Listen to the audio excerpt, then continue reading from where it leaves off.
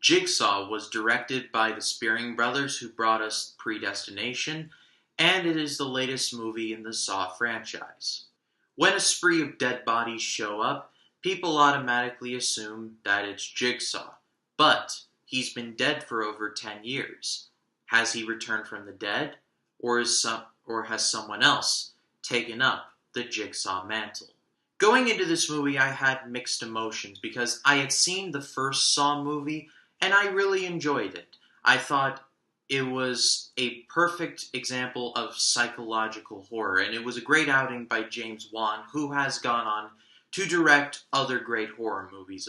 But on the other side, I hear that the sequels are just nothing but gore fests, and they abandon what the first Saw set out to do. I haven't seen any of the sequels. I'm just going on what I've heard from other reviewers and other reviews that I have watched. But having seen this movie, I thought it was okay. I thought it had its good moments and its bad moments. But in the end, I thought it all was just okay. At first, I was a little confused because the story, it was a tale of two cities. On one side, you had a group of 5 people going through Jigsaw's game.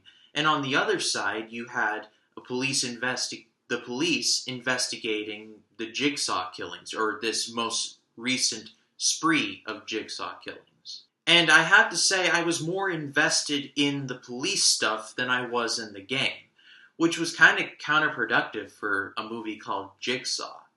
As a matter of fact, when I was walking out, I was asking myself, I wonder if this was going to be just a movie about a serial killer, and then the studios felt like it needed a little bit of spice, so they just said, hey, let's just make it a Saw movie. Again, that's just me wearing my tinfoil hat, but it's something I thought of at least.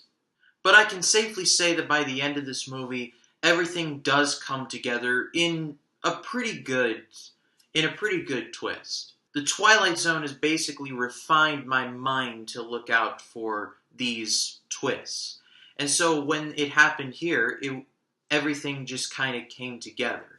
At least for me. For some people, it won't come together. But for me, it all worked out in the end. But like I said earlier, I was more of a fan of the police work investigating the Jigsaw killings than the people playing Jigsaw's game. I felt like they were just expendable income, and the police and the people in the police were actually the real story. But like I was saying earlier, with the first Saw being more psychological and the sequels being more gore fests and torture porn, I felt like walking out of this movie, some Saw fans are going to love it and some Saw fans are going to just hate it. I personally felt like it was okay, but that's coming from someone who's only seen the first one.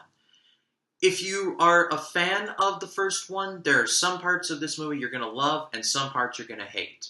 If you're more of a fan of the sequels, there are some parts you're going to love and some parts that you are going to hate. It's really up to you. And it doesn't matter whatever side you land on to me, because no matter what side you do land on, whether you love it or you hate it, I will understand either way. But I am kind of intrigued. What did you guys think of Jigsaw? Did you see it? Tell me if you loved it or hated it in the comment section below. I'd really love to hear you guys' opinion on this. But that is all for me now, guys. Thank you so much for watching. If you liked this video, please leave a like and also subscribe.